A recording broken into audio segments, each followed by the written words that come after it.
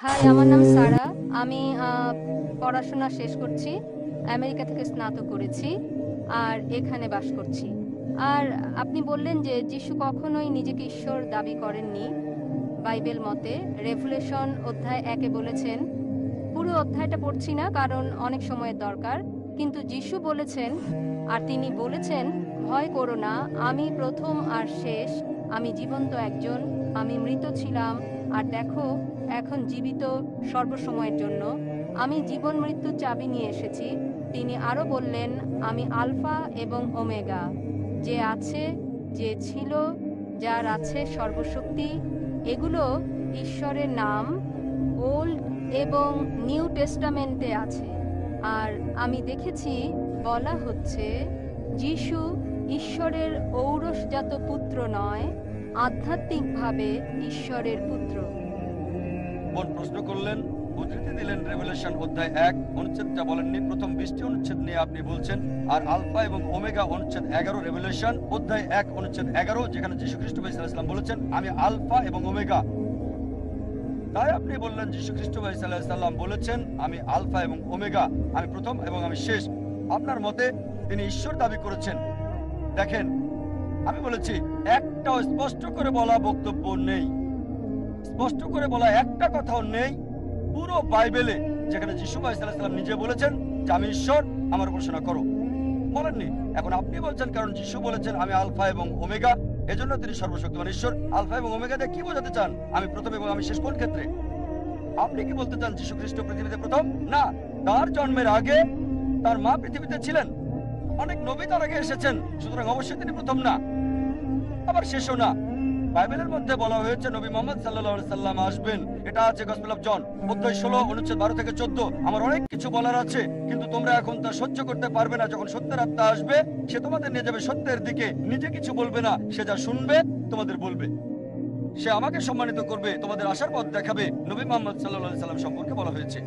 তাহলে কি বোঝানো হয়েছে আলফা এবং ওমেগা দিয়ে? এটা প্রথম এবং শেষ বোঝায়নি আক্ষরিক ভাবে, কারণ অনেক মানুষই তার আগে এসেছিল এবং অনেক মানুষই তারপরে এসেছিল। ঈশ্বরের বিধান মতে এটা দিয়ে কি বোঝানো হয়েছে? নবীগণ যাই বলেন ঈশ্বরের বিধান মতে সে প্রথম এবং শেষ। মুসা আলাইহিস সালামের সময়ে তিনি ছিলেন আলফা এবং ওমেগা, ঈশ্বরের বিধান এটাই ছিল নিয়ম। তিনি যা শিক্ষা দিতেন মানতে হতো। যীশু খ্রিস্টের সময়ে যীশু খ্রিস্ট সাল্লামের শিক্ষা ছিল আলফা এবং ওমেগা, সেটা আমার বাধ্যতামূলক ছিল। নবী মুহাম্মদ সাল্লাল্লাহু আলাইহি সাল্লামের সময় শিক্ষা ছিল আলফা এবং ওমেগা, এটা প্রথম এবং শেষ। এর মানে এই নয় তিনি ঈশ্বর দাবি করেছেন। এজন্য আমি বলেছি একটা স্পষ্ট কথাও নেই। যদি লিটারালি বলেন তিনি প্রথম এবং শেষ, আর যদি বাইবেল পড়েন বাইবেল এটা মানে না। অনেক মানুষের যীশু খ্রিস্ট ইসলামের আগে এসেছিল, তার জন্ম হয়েছিল মায়ের পেটে, আর অনেক মানুষ তারপরে এসেছিল। এজন্য আমি বলেছি স্পষ্ট করে বলা একটা কথা। আশা করি উত্তরটা পেয়েছেন। হ্যাঁ, পরবর্তী প্রশ্ন হবে মহিলাদের মতো থেকে। আমি ডাক্তার পূজা অরোরা, সায়ন হাসপাতাল থেকে এসেছি। আমি একজন সাইকোথেরাপিস্ট। স্যার, আমি আপনার সাথে একমত। একটা ছোট প্রশ্ন শুধু, যখন নবী মুহাম্মদ সাল্লাল্লাহু আলাইহি সাল্লাম নবুয়ত পেয়েছিলেন, আর তিনি, যেমন আপনি বললেন যে তিনি ছিলেন সাধারণ লোক, নবুয়ত পাবার আগে সেই সময়ে কোরআন, যেটা ঈশ্বরের বাণী, এটা কি শুধু মুসলিমদের আলোকিত করেছিল? কারণ ঈশ্বর পক্ষপাতিত্ব নিশ্চয় করবেন না। তাহলে পৃথিবীর অবশিষ্ট মানুষ তখন কি করছিল? যখন নবী মুহাম্মদ সাল্লাল্লাহু আলাইহি সাল্লাম অল্প কিছু মানুষকে আলোকিত করেছিলেন, আর এটা এমন দীর্ঘ সময় নিয়েছে সমাজের অন্যান্য অংশগুলোকে আলোকিত করার জন্য এই ঈশ্বরের বাণী দ্বারা, আর কত বছর নেবে অমুসলিমদের জন্য? মুসলিমদের মতো হিন্দুরাও হবে। আমি সম্পূর্ণভাবে আপনার সাথে একমত। এর একটা ধারণা হতে হবে যে হিন্দুরা মূর্তিতে বিশ্বাস করে, ছবিতে, অথবা রাম ভগবান যাই হোক না কেন, এটা একটা বিশ্বাস। আর তাদেরকে এটার মাধ্যমে বোঝাতে হবে যে ঈশ্বর এক। হিন্দু ধর্ম বিশ্বাস করে এক সর্বশক্তিতে, যেটা একটা শক্তি, একটা স্বর্গীয় শক্তি। তবে দুঃখজনকভাবে এটা বিভিন্ন আকার দেওয়া হয়েছে। সুতরাং যদি এই কল্যাণের জন্য কোরআন যদি একজন হিন্দুকে সাহায্য করে এক ঈশ্বর সম্পর্কে জানতে, এটা খুবই ভালো। খুব সুন্দর প্রশ্ন করলেন, গুরুত্বপূর্ণ প্রশ্ন। যদি কোরআন এমন এক বই হয়, যদি এটা ঈশ্বরের বাণী হয়, তাহলে কেন এটা শুধুমাত্র একটা ছোট্ট দলের জন্য এসেছিল, যেখানে ছিল শুধু আরবরা আর মুসলিম? সারা পৃথিবীর জন্য কেন আসেনি? কত সময় লাগবে? বোন, কোরআন কখনোই শুধু মুসলিম বা আরবদের জন্য নাজিল হয়নি। কোরআন সমগ্র মানব জাতির জন্য। এটা বলা হয়েছে সূরা ইব্রাহিম অধ্যায় 14 আয়াত 1, সূরা ইব্রাহিম অধ্যায় 14 আয়াত 52, সূরা বাকারা অধ্যায় 2 আয়াত 185 এবং সূরা জুমার অধ্যায় 39 আয়াত 41-এ কোরআন সমগ্র মানব জাতির জন্য প্রেরিত। সময় সংক্ষিপ্ত, তাই রেফারেন্সটা দিচ্ছি, উদ্ধৃতি বলছি না। তাই কোরআন শুধু মুসলিম বা আরবদের জন্য নয়, কোরআন সমগ্র মানব জাতির জন্য। আর নবী মুহাম্মদ সাল্লাল্লাহু আলাইহি সাল্লাম শুধু মুসলিম বা আরবদের জন্য নয়। কোরআন বলছে সূরা আম্বিয়া অধ্যায় 21 আয়াত 107, ওয়ামা আরসালনাকা ইল্লা রাহমাতাল লিল আলামিন। আমি তো তোমাকে প্রেরণ করেছি রহমত স্বরূপ সমগ্র মানব জাতির জন্য, সারা পৃথিবীর জন্য, সমগ্র সৃষ্টির রহমত স্বরূপ। একই কথা বলা হয়েছে সূরা সাবা অধ্যায় 34 আয়াত 28, যে নবী মুহাম্মদ সাল্লাল্লাহু আলাইহি সাল্লামকে পাঠানো হয়েছে সারা পৃথিবীর নবী হিসেবে, সুসংবাদদাতা আর পাপ থেকে সতর্ককারী হিসেবে। তবে অধিকাংশ মানুষই তা জানে না। কোরআনের এই আয়াত বলছে অধিকাংশ মানুষই তা জানে না। এই কারণেই বোন, আমরা এমন সম্মেলন করে থাকি। এটা সব মুসলিমের দায়িত্ব, সর্বশক্তিমান আল্লাহর বাণী সবার কাছে তুলে ধরা। তাহলে আরেকটা প্রশ্ন স্যার করব। সময় লাগবে, তবে ভালো হয় আর দেরি না করলে। আর যারা মুসলিম হিসেবে দাবি করে অনেকেই ভালো মুসলিম না, হয়তো শুধু নামেই আব্দুল্লাহ, জাকির, মোহাম্মদ, সুলতান। ভালো মুসলিম তারা নাও হতে পারে। একইভাবে আপনি ঠিকই বলেছেন, হিন্দু ধর্মে গ্রন্থ মানছে না। তারপরও যে ধর্মের সবচেয়ে বেশি মানা হয় শুধু মুখে নয় কাজে কর্মে, সেটা হচ্ছে ইসলাম 1 নম্বরে।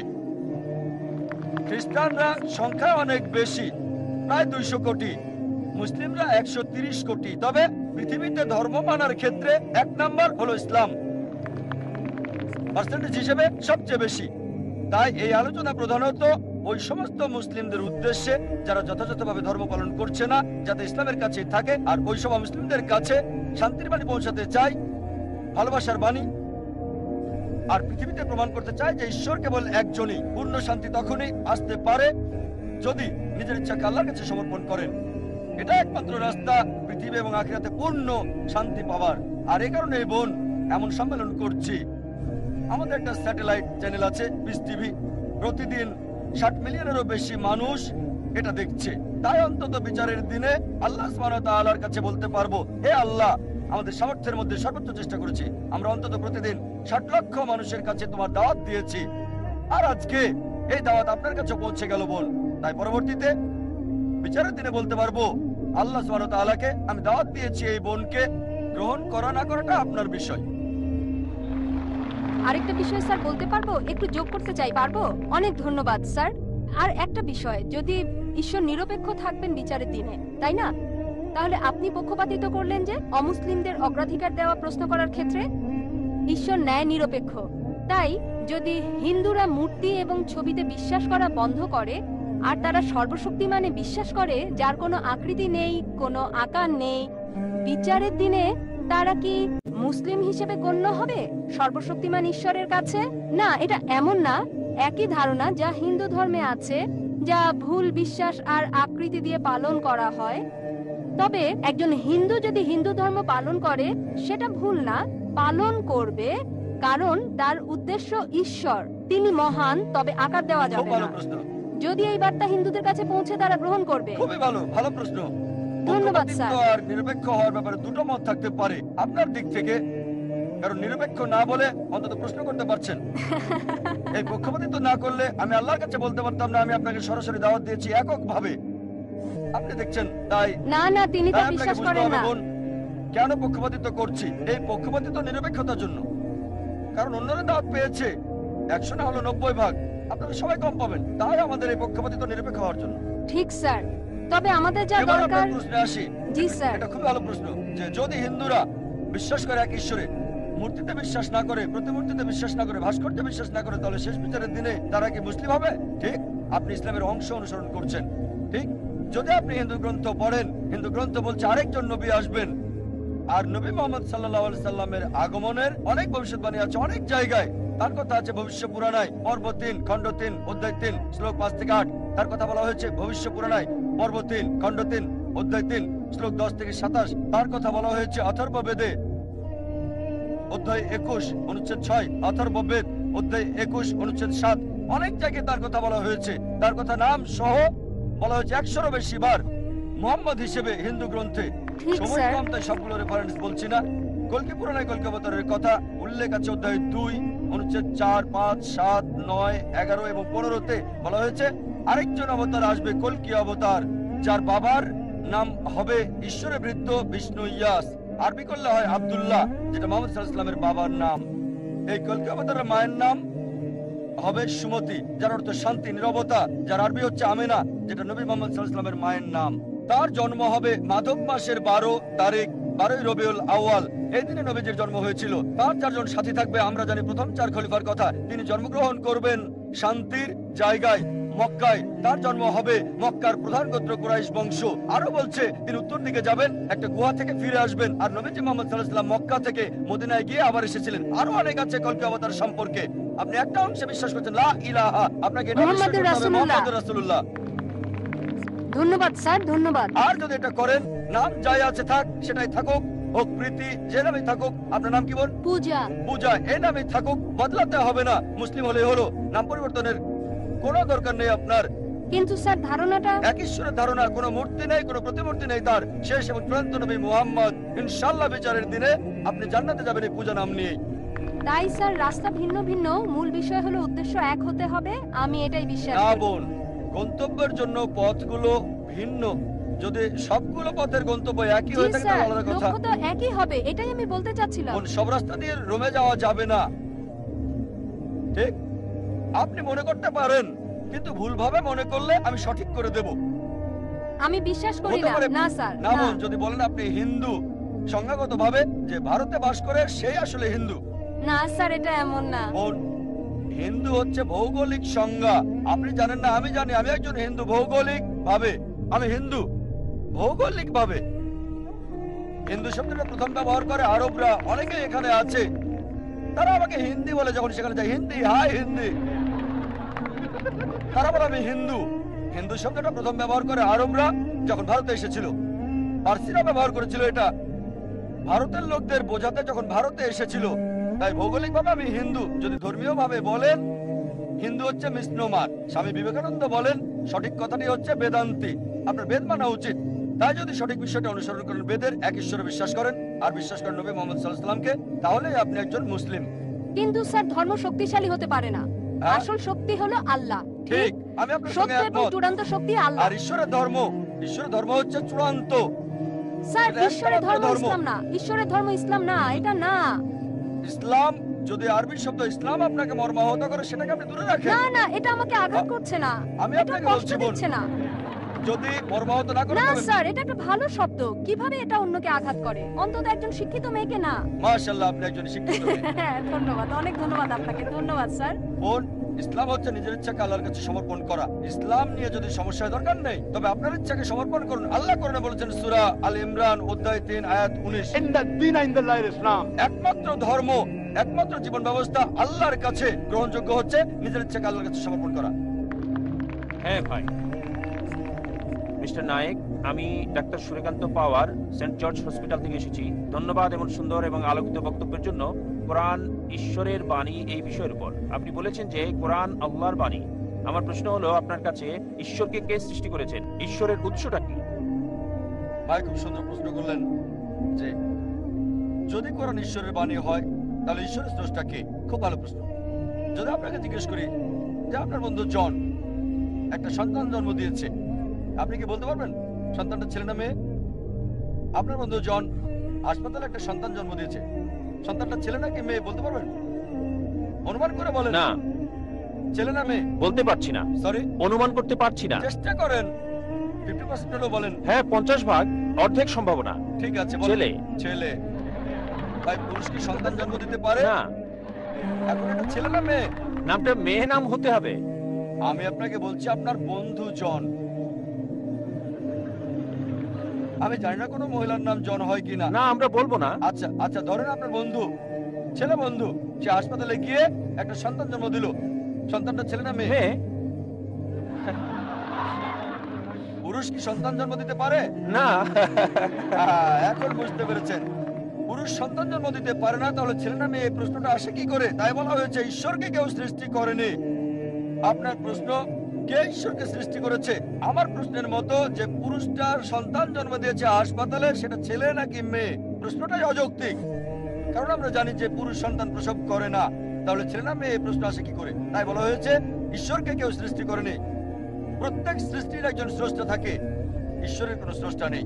তাই নাস্তিকের সাথে তর্কের সময় কখনোই বলি না যে সবকিছুর স্রষ্টা আছে, আমি বলি প্রত্যেক সৃষ্টির স্রষ্টা আছে, ঈশ্বর কোন সৃষ্টি নয়। বলা হয়েছে যখনই আমি বলবো ঈশ্বরের স্রষ্টাকে, আর সেই ঈশ্বর নয়, ولم يقل له كفوا احد. তার সংজ্ঞা হচ্ছে আল্লাহর কোনো স্রষ্টা নেই। আশা করি উত্তরটা পেয়েছেন। ঠিক আছে, ধন্যবাদ। আমার নাম আরিয়ান পুত্র কুমার নারায়ণ সিং কোন্তে, দিল্লি থেকে এসেছি। আমি ভালো ইংরেজি বলতে পারি না, এজন্য আমি দুঃখিত। স্যার, আমি জিজ্ঞেস করতে চাই যে ভগবানের বানানো নিয়মে কি পরিবর্তন হতে থাকে? আমি এজন্য জিজ্ঞেস করছি যে ইসলাম ধর্মে বলা হয় যে মানুষের কখনো পুনর্জন্ম হয় না, আর শ্রীমদ্ ভগবত গীতাতে শ্রীকৃষ্ণ অর্জুনকে বলেছিলেন, হে পৃথিবীর মানুষ, যার মানে সবাই কয়েকবার জন্ম নেয়। হয়তো তোমার জানা নেই যে আমার কয়েকবার জন্ম হয়ে গেছে। আমি প্রথমে গীতাতে যে জ্ঞান দিয়েছিলাম তা প্রথমে মানুষকে দিয়েছিলাম, যাকে আপনারা সবাই নূহ আলাইহিস সালাম হিসেবে চিনে থাকেন। আবার পরের বার বলছে যে আমি সূর্যদেবকে এই জ্ঞান দিয়েছিলাম, এখন আমি আপনাকে এটা দিচ্ছি। তাহলে স্যার, আপনি কি বলতে পারেন যে মানুষের কি পুনর্জন্ম হয় নাকি হয় না? সময়ের সাথে সাথে কি ভগবানের দেওয়া নিয়মের কোনো পরিবর্তন হয় কিনা আমি জানতে চাই। ভাই দুটো প্রশ্ন করলেন। প্রথম প্রশ্ন হচ্ছে সর্বশক্তিমান ঈশ্বরের আইন এবং শিক্ষার মধ্যে কোনো পরিবর্তন করা যায় কিনা, পরিবর্তন হতে পারে কিনা।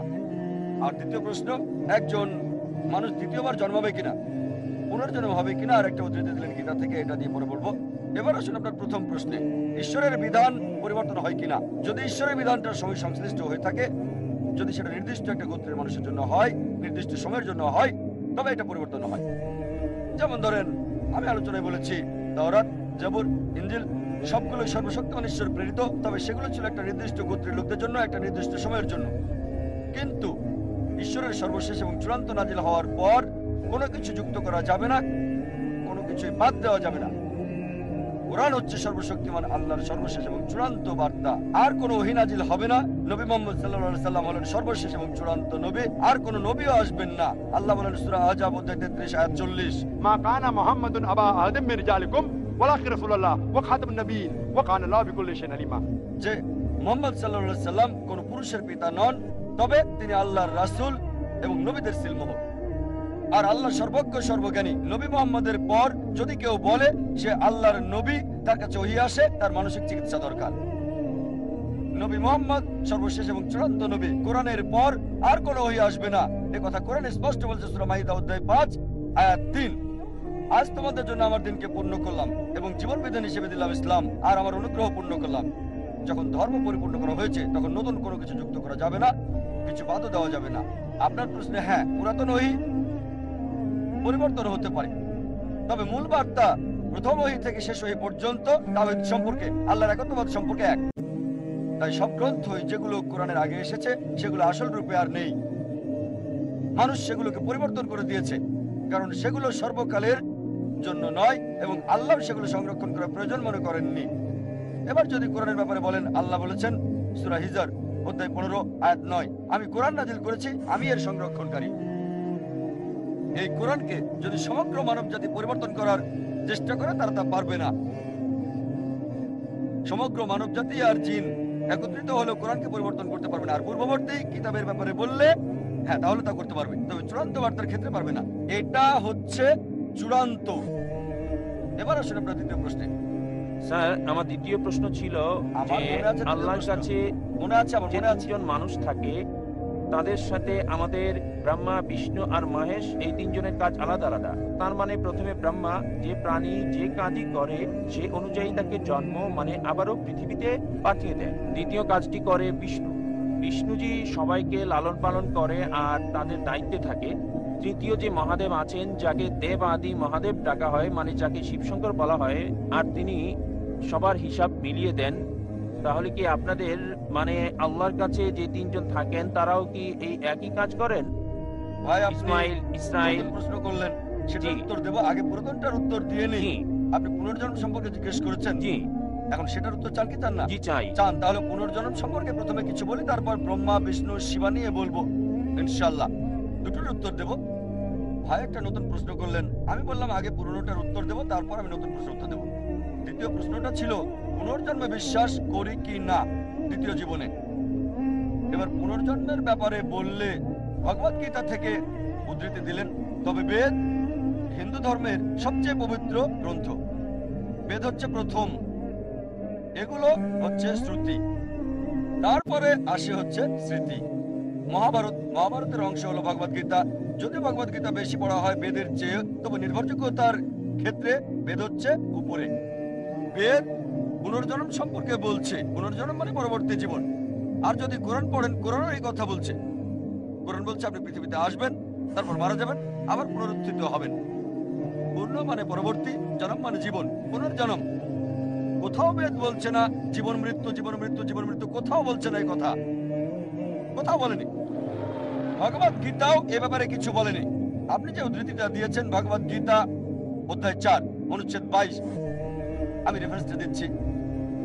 এটা ভগবত গীতায় উল্লেখ আছে। হিন্দুদের মতে এটা সর্বশক্ত ঈশ্বরের বাণী। তাতে বলা হয়েছে যেহেতু মানুষ কাপড় পরিবর্তন করে, পুরাতন কাপড় ফেলে দেয়, নতুন কাপড় পরিধান করে, একইভাবে আত্মা নতুন দেহের ভেতরে যায়। পুরাতন দেহকে ফেলে দিয়ে নতুন দেহে যায়, আমার কোনো সমস্যা নেই। পৃথিবীতে এই দেহ আছে, যখন মারা যাবেন আপনাকে উঠানো হবে নতুন দেহে, সমস্যা নেই। এটা কোরআনের সাথে মিলছে, বেদের সাথে মিলছে। তবে এই দর্শন যেটা বললেন পুনর্জন্মের ব্যাপারে সংস্কৃত ভাষায় বলা হয়েছে সংস্কারা, পুনর্জন্মের থিওরি, জীবন মৃত্যুর থিওরি বলা হয় পুনর্জন্ম। ঠিক এই থিওরিটা দাঁড় করিয়েছেন হিন্দু ধর্মের পণ্ডিতরা, বেদের কোথাও উল্লেখ নেই। কেন? কারণ তারা ব্যাখ্যা দিতে পারতো না। কেন কিছু লোক দেব, কিছু লোক ধনী, কিছু লোকের জন্ম গরিব পরিবারে, কিছু লোকের সুস্বাস্থ্য আছে, কিছু লোকের বংশগত হৃদরোগ আছে। ঈশ্বর এমন অবিচার করছেন কেন? তারা এর কোনো ব্যাখ্যা দিতে পারেনি। তাই তারা একটা দর্শন নিয়ে এলো জীবন মৃত্যুর। কর্ম আর ধর্ম, কর্ম হচ্ছে কাজ, ক্রিয়া, ধর্ম হচ্ছে বিধান। তাহলে ব্যাখ্যা কি কেন ঈশ্বর অবিচার করছেন? কেন একজন মানুষ হৃদরোগ নিয়ে জন্ম নেবে?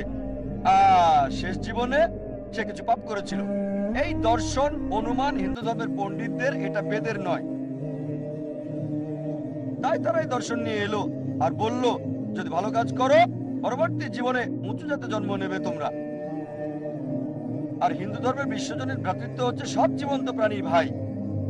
তাই হতে পারে কখনো জন্মাবেন তেলাপোকা হয়ে, কখনো বা ইঁদুর হয়ে, কখনো বিড়াল হয়ে, কখনো কুকুর, কখনো মানুষ হিসেবে। মানুষ হচ্ছে সর্বোচ্চ লেভেল।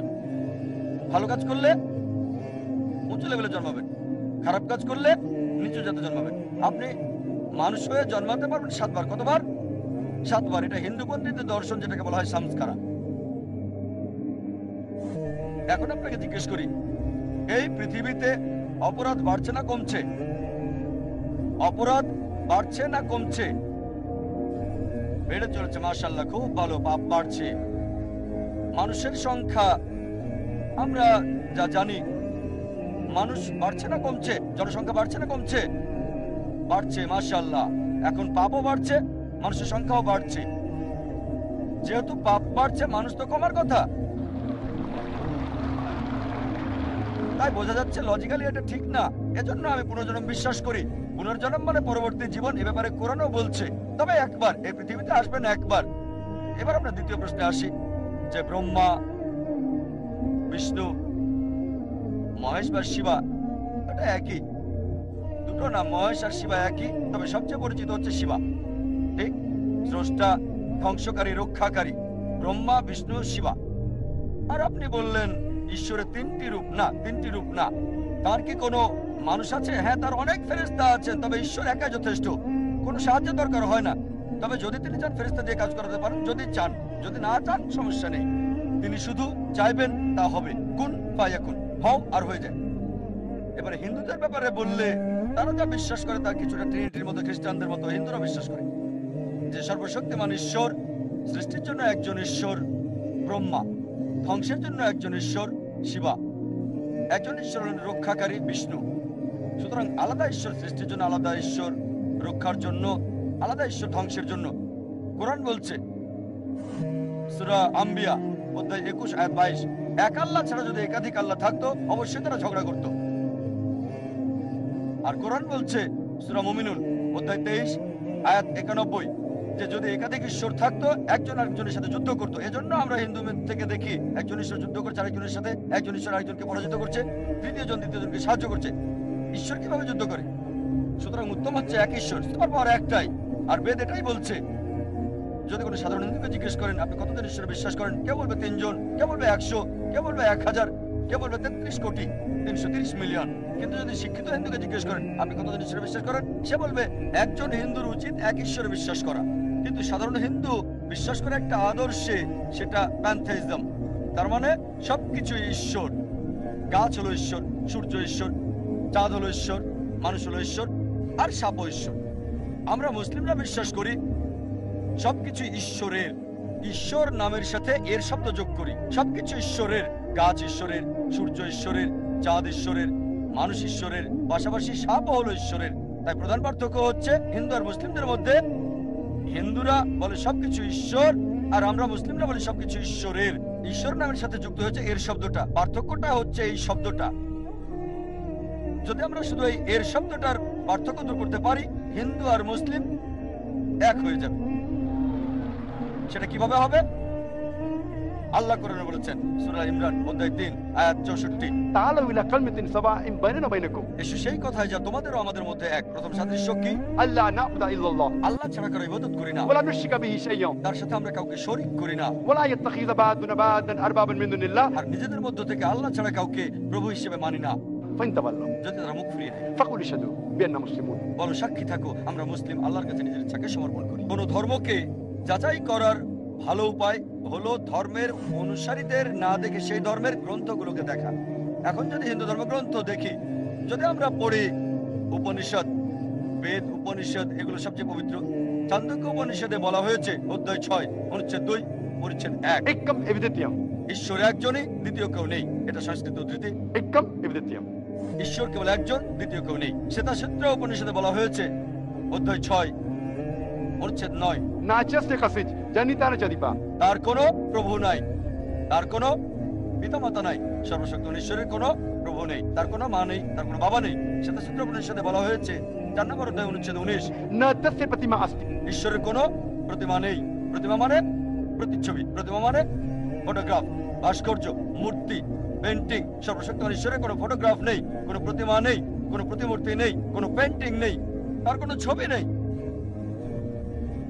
হিন্দু গ্রন্থগুলোর মধ্যে সবচেয়ে পবিত্র গ্রন্থ হচ্ছে বেদ, আর যজুর্বেদে আছে অনুচ্ছেদ 32 পরিচ্ছেদ 3, न तस्य प्रतिमा अस्ति সর্বশক্তিমান ঈশ্বরের কোনো প্রতিমূর্তি নেই, কোনো প্রতিচ্ছবি নেই, কোনো প্রতিমা নেই, কোনো ভাস্কর্য নেই, কোনো মূর্তি নেই। যজুর্বেদে বলা হচ্ছে অধ্যায় 40 অনুচ্ছেদ 8 সর্বশক্তিমান ঈশ্বর পবিত্র। যজুর্বেদে বলা হচ্ছে অধ্যায় 40 অনুচ্ছেদ 9 अंधात्म भविष्यन्ति या समुद्रमुपास्ते তারা অন্ধকারে প্রবেশ করে যারা আসাম্ভূতির উপাসনা করে। আসাম্ভূতি হলো প্রাকৃতিক বস্তু, যেমন আগুন, পানি, বাতাস ইত্যাদি। অনুচ্ছেদ আরো বলছে তারা অন্ধকারে প্রবেশ করে যারা সাম্ভূতির পূজা করে। সাম্ভূতি হচ্ছে তৈরি করা বস্তু, যেমন টেবিল, চেয়ার, মূর্তি ইত্যাদি। কে বলেছে? যজুর্বেদ অধ্যায় 40 অনুচ্ছেদ 9। আর হিন্দু ধর্মের ব্রাহ্মসূত্র হচ্ছে एकम ब्रह्म देवता नास्ते नैना नास्ते किंचन भगवान एक ही है दूसरा नहीं है नहीं है नहीं है जरा भी नहीं है ঈশ্বর একজনই, দ্বিতীয় কেউ নেই, কেউ নেই, কেউ নেই, কোথাও কেউ নেই।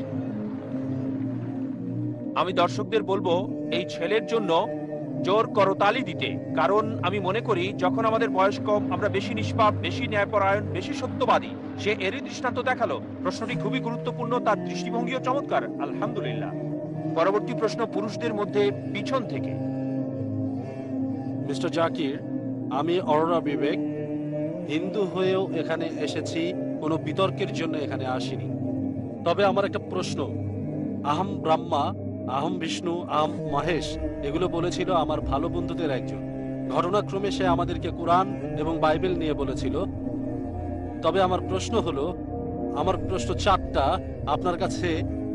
1 নাম্বার, বেশি গুরুত্বপূর্ণ প্রশ্ন প্রথমে। আচ্ছা যদি আচ্ছা, সময় থাকে অবশ্যই আপনাকে আরেকটি প্রশ্ন করার কারণ সুযোগ দেব। দেখাবেন না। কারণ যদি সবাই দেখে আর আমি কোঅর্ডিনেটর হিসেবে এটা করি, আমার মনে হয় এটা অন্যদের প্রতি অবিচার আচ্ছা, হবে। ঠিক আছে, আমি বুঝতে পেরেছি। শুধু একটা প্রশ্ন, যেহেতু মিস্টার জাকির কথা বলেছিলেন জেনোসিস ভার্সন ইত্যাদি বিষয়ে, একটা প্রশ্নই করতে চাই। যেহেতু আপনি কুরআন আর বাইবেলের মধ্যে একটা তুলনা করেছেন, কেন বেদ, কুরআন আর বাইবেলের মধ্যে তুলনা করছেন না? সবগুলোই নিজ ক্ষেত্রে বহুমুখী। একটা আরেকটার সাথে ঘটনাক্রমে সম্পর্কিত। ঈশ্বর সর্বশক্তিমান হলেন এক, যেভাবেই তাকে ডাকা হোক, আল্লাহ, ভগবান বা যিশু নামে, এটা নিশ্চিত করছেন না কেন সব মানুষেরই বলা উচিত ঈশ্বর কেবল একজন? ভাই সুন্দর প্রশ্ন করলেন, খুবই গুরুত্বপূর্ণ প্রশ্ন, একটা বাস্তব প্রস্তাব। যখন আমি কোরআন আর বাইবেল নিয়ে তুলনা করছি, কেন কোরআন, বাইবেল, বেদ নিয়ে তুলনা করছি না? আর বললেন যে কেন সবগুলোকেই মানছি না? এটাই আমি সব মানুষকে বলি। কোরআন বলছে تعالوا إلى كلمة سواء بيننا وبينكم। এসো সেই কথা যে আমাদের ও তোমাদের মধ্যে এক। ভাই প্রত্যেক মানুষকে আমি যা বলি, যে কেউ হোক, হিন্দু, খ্রিস্টান, মুসলিম, ইহুদি, শিখ, পার্সি, সমস্যা নেই, আমি তাদের বলি একটা সহজ কথা যা সবাই মানবে। কমপক্ষে একটা গ্রন্থকে ঈশ্বরের বাণী বলে মানি, সবাই তাতে রাজি হবে। হিন্দু বলবে ঠিক আছে বেদ ঈশ্বরের বাণী, খ্রিস্টান বলবে বাইবেল ঈশ্বরের বাণী, মুসলিম বলবে কোরআন ঈশ্বরের বাণী, শিখ বলবে আদি গ্রন্থ ঈশ্বরের বাণী, পার্সি বলবে আবিস্তা ঈশ্বরের বাণী, সমস্যা নেই। সবগুলো গ্রন্থকে একত্রিত করেন, যে বিষয়গুলো কমন অন্তত সেগুলো মেনে চলি, যেগুলো মিল নেই সেগুলো পরে আলোচনা করা যাবে, ঠিক আছে? আমি শুধু তাদেরকে বলি যে বিষয়টা সবগুলো গ্রন্থে কমন চলুন সেটা মেনে চলি, কারণ দুঃখিত স্যার কথা বলার জন্য। ভাই আপনার আমার উপর উত্তরটা কথা শেষ বলার করতে জন্য দিন, পরে আমি প্লিজ শেষ করার পরে উত্তরটা মিস্টার শেষ জ্যাকি, করার পরে আপনি বলতে পারবেন। হয়তো যেটা বলতে চান সেটা আমার উত্তরে আছে, ঠিক? হ্যাঁ, আস্তে আস্তে যাই। ঠিক স্যার। গাণিতিক কোনো সমস্যার যদি সমাধান করতে চান সরাসরি উত্তর দিলে হবে না, স্টেপ বাই স্টেপ আমাদের যেতে হবে, 1 2 3 4। জি স্যার। আমার অনুরোধ হলো সব গ্রন্থে যে বিষয়টা কমন চলুন সেটা মানি আমরা, যেটা কমন না সেটা পরে দেখা যাবে, ঠিক? এখন সব গ্রন্থে কমন হচ্ছে ঈশ্বর একজন। চলুন বিশ্বাস করি ঈশ্বর একজন। বেদ বলছে ঈশ্বর একজন, আমি বলিনি যে كم بيديم ঈশ্বর কেবল একজন, দ্বিতীয় কেউ নেই। বাইবেল বলছে যে গসপেল অফ মার্ক অধ্যায় 12 অনুচ্ছেদ 29, বুক অফ ডিউটেরোনমি অধ্যায় 6 অনুচ্ছেদ 4, شمع إسرائيل وأدنى إلى أدنى يخد। শোনো ইসরায়েলবাসী, প্রভু আমাদের প্রভু একজন। ইহুদিরা, খ্রিস্টানরা এটা বলে, কোরআন বলছে কুল হুয়াল্লাহু আহাদ, বলো তিনি আল্লাহ এক, অদ্বিতীয়। তাহলে ট্রিনিটি আসে কোত্থেকে? এই ব্রহ্মা, বিষ্ণু, শিবা আসে কোত্থেকে? কোথায়? আমি সেটা বিশ্বাস করি না স্যার। ভাই আমাকে শেষ করতে দিন। কোরআনে ব্রহ্মার কথা বলা হয়নি, কোন শিবার কথা বলা হয়নি, যিশুর কথা বলা হয়নি যে তিনি ঈশ্বর। কোরআনে বলা হয়েছে তিনি আল্লাহর একজন নবী ছিলেন। বাইবেলও বলে না যে তিনি ঈশ্বর ছিলেন। এটা হচ্ছে খ্রিস্টানদের একটা মিথ্যে দাবি। তাহলে কিভাবে বলেন যে আল্লাহ, যিশু যেটাই বলুক না কেন সমস্যা নেই? কোরআন বলছে সূরা ইসরা অধ্যায় 17 আয়াত 110, قل ادعوا الله عبد الرحمن أيما تدعوا فله الأسماء الحسنى। বলো আল্লাহ বলো আর রহমানই বলো, যে নামে ডাকো তার রয়েছে সুন্দর সুন্দর নাম। সে নাম হবে তার নিজের দেওয়া, সে নামে মনে কোনো ছবি ভাসবে না, সেটা হবে সত্য নাম। আপনি ঈশ্বরকে মিথ্যা নাম দিতে পারবেন না, ঈশ্বরকে ছোট করতে পারবেন না, তাকে অসম্মান করতে পারবেন না। কিছু লোক আছে আমাকে বলে এতে আর এমন কি সমস্যা? আপনি পানি বললেন, ওয়াটার বললেন, টানি বললেন, সমস্যা কোথায়? যদি বলেন পানি, এটা হিন্দি নাম, টানি হচ্ছে তামিল, ময়া বা মাই এটা আরবি, জল বাংলা, সমস্যা নেই, যে কোনো নামে বলতে পারেন। কিন্তু কোনো সকালে আমার এক বন্ধু এসে বলল প্রত্যেকদিন সকালে পানি খাই। ডাক্তার আমাকে বলল বেশি করে পানি খান, তবে পানি খাওয়ার পর আমার বমি হলো। আমি বললাম কেন? না, পানিটা হলদে বর্ণের ছিল। ডাক্তার পানি খেতে বলল, সে প্রতিদিন সকালে 1 গ্লাস করে পানি খায়, পানিটা হলদে। হলদে, হলুদ? তারপর বুঝলাম যে পানির কথা বলছে সেটা আসলে পানি না, ইউরিন। আপনি ইউরিনকে পানি বলতে পারেন না, পানিকে বড় জোর বলতে পারেন টানি, বলতে পারেন ওয়াটার। একইভাবে আল্লাহকে রহমান বলতে পারেন, রহিম বলতে পারেন, করিম বলতে পারেন, রব। কিন্তু ঈশ্বরকে মানুষ বলতে পারেন না, ঈশ্বরকে ইনসান বলতে পারেন না, যেমন ইউরিনকে পানি বলতে পারেন না। আর ধর্মতত্ত্বের গোষ্ঠীপথর সূরা ইখলাস অধ্যায় 112 আয়াত 1 থেকে 4 সে কথা বলা হয়েছে। তাই আমি বলতে চাচ্ছি যেগুলো পার্থক্য সেগুলো দূরে রাখেন। কোরআন কোথাও বলেনি যিশু ঈশ্বর, কোথাও কোরআন বলেনি মহেশ ঈশ্বর, তাই মহেশকে দূরে রাখুন। হ্যাঁ, যদি বলেন ব্রহ্মা, ব্রহ্মা সংস্কৃত শব্দ যার মানে হচ্ছে সৃষ্টিকারী ঈশ্বর। যদি বলেন স্রষ্টা, কোনো আপত্তি করব না। যদি বলেন ঈশ্বর হলেন স্রষ্টা, তাহলে কোনো আপত্তি করব না, কারণ কোরআন বলছে আল্লাহ হলেন খালিক, স্রষ্টা। কিন্তু যদি বলেন এই স্রষ্টার আছে 4টা মাথা, 4টা হাত আছে, তাহলে একটা ছবি তৈরি করছেন, আপনি বেদের বিরুদ্ধে যাচ্ছেন। لا تسر प्रतिमास्ती। ঈশ্বরের কোনো প্রতিমূর্তি নেই, আমি সেটা বিশ্বাস করি স্যার। সুতরাং তাকে স্রষ্টা বলে ডাকেন। কিন্তু যদি বলেন স্রষ্টা হলেন মানুষ, তাহলে সে ঈশ্বর না। আমি ক্ষমা চাচ্ছি স্যার। আরো মহান ভাই, যদি আপনি আমার ভিডিও ক্যাসেট দেখেন, ইসলাম আর হিন্দু ধর্মের সাদৃশ্য, ইনশাআল্লাহ অনেক প্রশ্নের উত্তর পাবেন। আশা করি উত্তরটা পেয়েছেন। আমি ক্ষমা চাচ্ছি। আমি আসলে যা আপনাকে বলতে চাচ্ছি মিস্টার জাকির, আমি বিতর্কে যেতে চাই না এখানে। তবে বিষয়টা হলো মিস্টার জাকির যা বলতে চাচ্ছিলেন সবই ঠিক আছে। আর এখানে লোকজন যা চাচ্ছিল, আমি আসলে যা জানতে চাই, ঠিক তিনি যা বক্তব্যে আমাদেরকে বলেছেন, আমরা তার কাছে ঠিক রিনাইসা শুনতে চাই।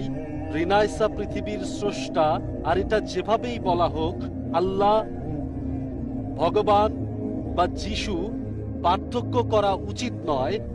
এটাকে সমন্বয় করতে হবে ভিন্নতা থেকে। ধন্যবাদ ভাই, যদি আমার লেকচার শুনে থাকেন, আল্লাহ বলে ডাকেন, কোনো সমস্যা নেই, অথবা ডাকেন ভগবান। এখন দেখার বিষয় হচ্ছে ভগবান মানেটা কি। রজনীশের মতে ভগবান মানে অন্য কিছু, জানেন কিনা জানি না। রজনীশের মতে, রজনীশ যে সংজ্ঞা দিয়েছে তাতে আমি বিশ্বাস করি না যে ভগবান ঈশ্বর। তাই আমাদেরকে ঈশ্বরের ধারণায় বিশ্বাস করতে হবে। স্রষ্টা, সৃষ্টিকারী, মেকার, যদি ঈশ্বরের সেই ধারণাটা থাকে, আপনি তাকে সঠিক নামে ডাকবেন, ভুল শব্দ ব্যবহার হবে না। যে শব্দগুলো সব গ্রন্থে কমন, আমাদের কোনো আপত্তি থাকবে না। তবে যিশুর আপনি যা বললেন সেটা কোরআন এবং বাইবেলে কমন না। কোরআন বলছে যিশু হলেন আল্লাহর নবী, আর বাইবেলও বলছে তিনি ঈশ্বরের নবী। কিন্তু খ্রিস্টানরা এটা ভুল বোঝে যে যিশু ঈশ্বর দাবি করেছিলেন। তাই খ্রিস্টানরা যদি বাইবেল বুঝতে ভুল করে, তাদের সাথে আমি একমত হব কেন? আমি সত্যটা তুলে ধরবো। আমরা ঝগড়া করার জন্য এখানে আসিনি, কমন বিষয়গুলোতে একমত হতে এসেছি। تعالوا إلى كلمة سواء بيننا وبينكم. এসে সেই কথায় যা তোমাদের আমাদের মধ্যে এক। পরবর্তী প্রশ্ন পেছনের ভাইদের মধ্য থেকে। আমার নাম পিটার, আমি ধর্মীয় দর্শনের ছাত্র। আমার প্রশ্ন হলো, কোরআনের টেক্সটুয়াল বিশুদ্ধতার ব্যাপারে প্রথম যখন আবু বকর জায়েদকে নির্দেশ দিলেন পাতাগুলো একত্রিত করতে, তিনি করেছিলেন। তবে বুখারীতেও লেখা আছে, ভলিউম 5 পৃষ্ঠা 96, আব্দুল্লাহ ইবনে মাসুদকে নিয়োগ দিয়েছিলেন মুহাম্মদ, তিনি পুস্তক আকারে করলেন। তারপর সালিম পলাতক দাস, সে একটা বই সংগ্রহ করলো। আর উবাই ইবনু কাব প্রধান পাঠকারী। মুহাম্মদ বলেছেন, অনেক লোকই রয়েছে যারা নিজেরা কোরআন সংকলন করেছিল। তবে উসমান যখন খলিফা হলেন, তিনি জায়েদকে নির্দেশ দিলেন একাধিক কপি করতে। 7 কপি তৈরি করে পৃথিবীর বিভিন্ন অঞ্চলে প্রেরণ করেছিল, আর পূর্বের কপিগুলো পুড়ে ফেলতে বললেন। এখন ওইসব বিখ্যাত কোরআন পড়ুয়ারা কোরআন সংকলন করলেন, আর উসমান সেগুলোকে পুড়ে ফেলতে বললেন। এখানে কোরআনের বিশুদ্ধতার ব্যাপারে কি প্রশ্ন ওঠে না? মাশাআল্লাহ। ভাই ইবনে মাসুদ রাদিয়াল্লাহু আনহু সম্পর্কে জানেন, যায়েদ ইবনে সাবিত রাদিয়াল্লাহু আনহু সম্পর্কে জানেন। মাশাআল্লাহ, অনেক মুসলিম এই নামগুলো জানে না। আপনি জানেন, সহজে ইন্টারনেট থাকার কারণে যিশু আলাইহিস সালাম বলেছেন, গসপেল অফ জন অধ্যায় 8 অনুচ্ছেদ 32, সত্য অনুসন্ধান করো, সত্য তোমাকে মুক্তি দিবে। আর এখন ইন্টারনেটে অনেকেই দেখেন, অনেক ওয়েবসাইট আছে ইসলামের বিরুদ্ধে বলে, সেখানে অনেকেই গিয়ে সেগুলো পড়ে। কোনো সমস্যা নেই ভাই, সমস্যা নেই। আপনার প্রশ্নের ব্যাপারে যদি বলি, যারা কোরআন সংকলন করেছিলেন সাহাবাগণের একটি দল ছিলেন নবীজির সাহাবাগণ। যখনই নবীজি কোনো ওহী পেতেন, তাদের সামনে তিনি ওহী বলতেন। যেমন ধরেন, اقرأ باسم ربك الذي خلق خلق الإنسان من علق. তিনি ওহী পেয়েছেন, আর মাশাআল্লাহ স্মৃতিশক্তি খুবই ভালো ছিল, আল্লাহ দিয়েছেন যাতে মনে রাখতে পারেন। তিনি পুনরাবৃত্তি করতেন, আর এগুলো লিখে রাখা হতো। নবীজি নিজে তদারকি করতেন, তিনি ছিলেন উম্মি। কিভাবে করতেন যাচাই? বলতেন পড়ো। اقرأ باسم ربك الذي خلق. ঠিক আছে। তাই নবীজি নিজে যাচাই করতেন, আর জীবদ্দশায় কোরআনের যাই লেখা হতো তা সঠিক ছিল কিনা তিনি নিজে তত্ত্বাবধান করতেন। এবং নবীজি এই লেখকগণকে নিয়োগ দিয়েছিলেন। যখন ওহী আসতো 22 বছরের বেশি সময় ধরে সব লিখে রাখা হতো, আর পরবর্তীতে একসাথে করা হয়েছে। সবকিছু তত্ত্বাবধান করেছেন নবী মুহাম্মদ সাল্লাল্লাহু আলাইহি ওয়াসাল্লাম, ক্রমধারাটাও। আর তারপর অনেক মানুষই নবীজির কাছে আয়াত শুনলে লিখে রাখতো নিজেদের নোট বইয়ের মধ্যে। অনেক সাহাবা এটা করেছেন, তবে এই ব্যক্তিগত সংগ্রহকে নবীজি চেক করে দেখেননি। ধরেন একজন টিচার নোট দিচ্ছেন, 100 ছাত্র তা লিখছে, কিভাবে জানবে তারা ভুল না ঠিক লিখছে? যদি আমি লেকচার দেই আর কিছু লোক লিখে রাখে অধ্যায় নম্বর আয়াত নাম্বার দ্রুত লিখে রাখলো, আর যাতা না করে দিলে তারা বলবে ও জাকির ভাই কথা বলেছেন, কোথায় আমি বলেছি? আমি কি চেক করেছি? তাই হয়েছিল পরবর্তীতে অনেকগুলো ভার্সন হয়েছিল কোরআনের। ভার্সন মানে লোকজন মনে করেছিল তাদের ব্যক্তিগত নোটটাই হচ্ছে কোরআন। যখন ইসলামের বিস্তার হতে লাগলো, অনেকেই জানতো না যে কোনটা আসল কোরআন, আর সেই সময় সংকলন করা কোরআনের কপি